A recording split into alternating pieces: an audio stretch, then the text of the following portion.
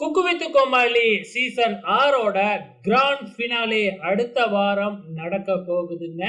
So இந்த grand ஃபினாலேவுல மொத்தமே 4 ஃபைனலிஸ்ட்ட தான் செலக்ட் பண்ணியிருக்கிறாங்க.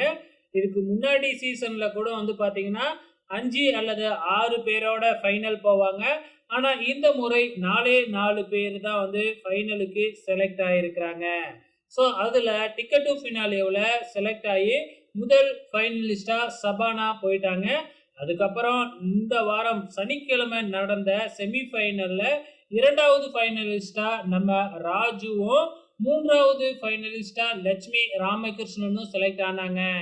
இன்னைக்கு நடந்த வைல்ட் கார்டு ரவுண்ட்ல எலிமினேட் ஆன மீதி 7 பேர்ல இருந்து ஒருத்தரை 4வது ஃபைனலிஸ்டா தேர்ந்தெடுத்திருக்கிறாங்க.